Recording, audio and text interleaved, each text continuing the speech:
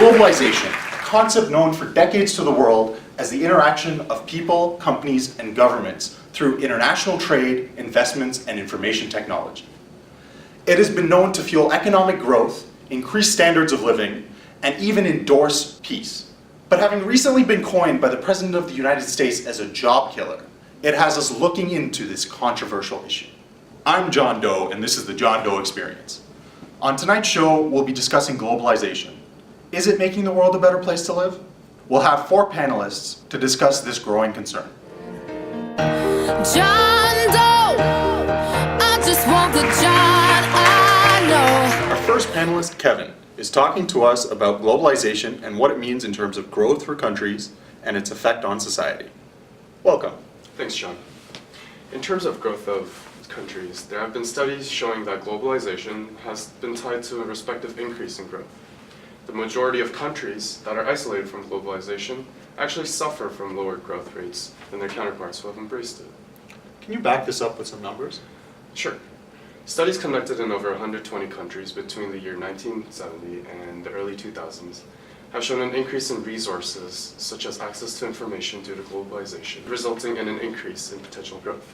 And by potential growth, I'm talking about looking at the measures of, for example, population growth, domestic investments, and legal frameworks. In fact, it has been shown that an increase in the globalization index of a country by 1% results in an increase of the country's GDP per capita by 1%. To put this into context, Canada's GDP per capita was $52,000 in the year 2013. So a 1% increase in the GDP per capita means that Canada will be making $520 more per year per person. That's fantastic! But what about some of the other countries that aren't quite as globally integrated? Well, these studies show that countries that are less globally integrated are also countries that have lower economic growth rates. Therefore, we should focus on better integrating underdeveloped countries to promote the growth that is possible from globalization. So what are some drivers of globalization that exist in these underdeveloped countries? Globalization, integration of capital markets through the reduction of foreign investment restrictions can contribute to the spread of best practices in corporate governance, accounting rules, and legal tradition. FDI, also known as the foreign direct investments, also promotes competition in the domestic input market, contributing to corporate tax revenues in the host country. The recipients of FDIs often gain employee training in the course of operating the new businesses, which contributes to human capital development in the host countries. That's a great point. Well, thank you for joining us today. We'll be right back after these messages from our sponsors.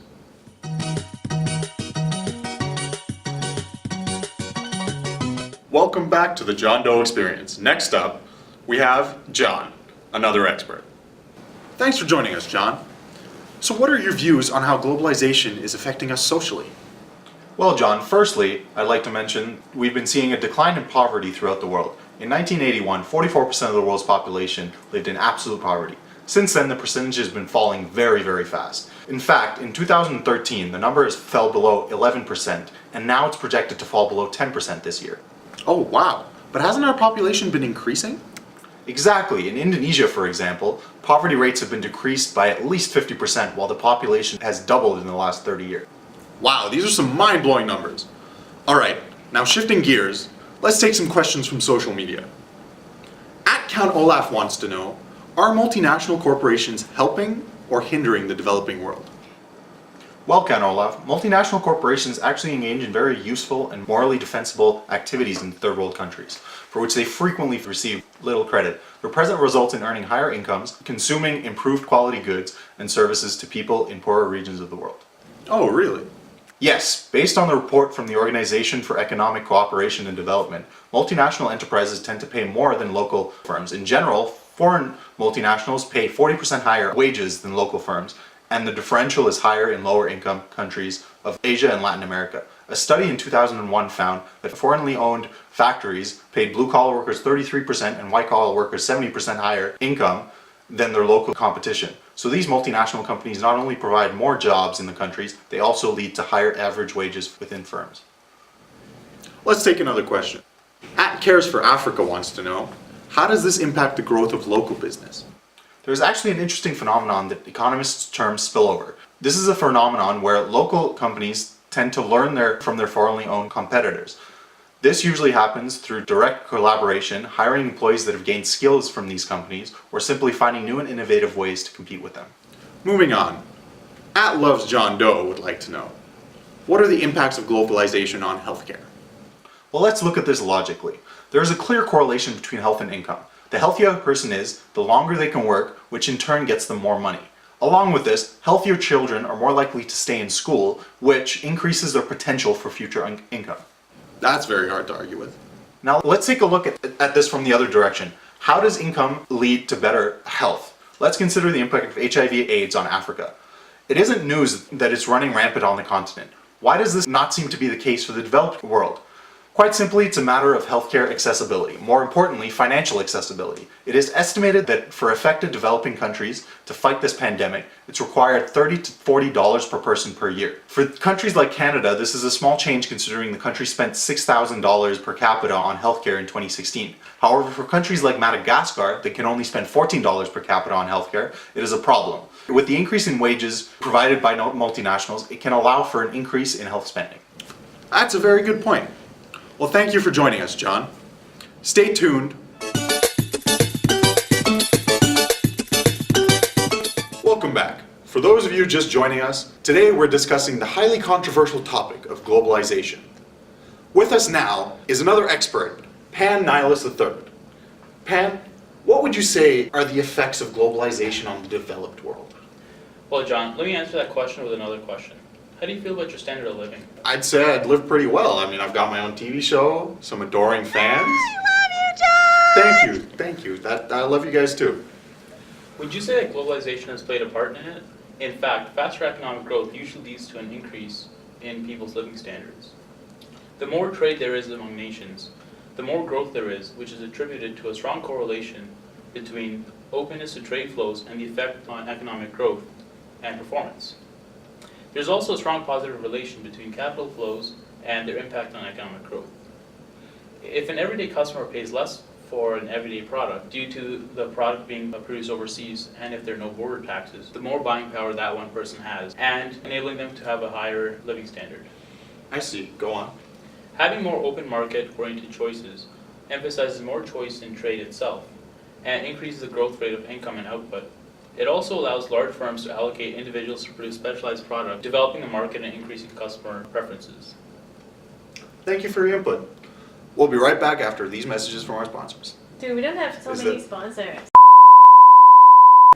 Welcome back. So now that we've heard all the wonderful effects of globalization, the question is, why is the US struggling with it so much? To answer that question, Benjamin Jeffries, Policy Advisor for Technology and Automation, is joining us today. Why do you think the US is struggling so much with globalization? Hi John, I'm happy to be here. So in the United States, there has been a significant reduction in the number of people working in manufacturing. It has been shown that since about 1980, the number of people working in the manufacturing sector has been consistently declining, with the current level of employment being about 60% of the level it was at its peak. The recently inaugurated President of the United States has portrayed this as being due to manufacturing jobs leaving the country. Unfortunately, this isn't the most accurate way of describing the problem. So what exactly is happening? What's happening is that automation and technology have made people much more productive. During the same time period where the level of employment decreased by 40%, the level of total manufacturing output nearly doubled. This means that the United States actually manufactures much more than it used to, but that it does so with much fewer people. Unfortunately, there's also been a drop-off in the percentage of goods made in the United States as compared to its historic past. And this is really what people are thinking of when they think of jobs leaving the country. However, this didn't start until roughly the year 2000, which is 20 years after the number of manufacturing jobs started to decrease. This indicates that offshoring jobs is not really the main cause of the decline in manufacturing jobs. If that's the case, what can we do to combat this issue? In general, as automation becomes more prevalent, many service and manufacturing jobs will be replaced by technology. It is paramount that training programs be put in place to allow the people displaced by this technology to be cross-trained in other fields. So if we know the solution, why is the problem still persisting? Unfortunately, John, there's a culture in the United States of avoiding social welfare. And so bills that have been put forward to make retraining and career shifts easier have not been passed. This is a problem that will continue to plague the United States if the appropriate measures are not put in place. So, correct me if I'm wrong, but you're saying that globalization isn't a job killer? In fact, it's making the world a more productive place? Exactly. Globalization has been a positive impact on the world, but along with any large-scale system, controls on policy and regulation are necessary to ensure the continued success. I see. I agree. Thank you for your time, Ben. Well, that's all the time we have for tonight, folks. This has been the John Doe Experience. Thank you for joining us, and we'll see you next week. John Doe, I just want the John I know. Once you put the drinks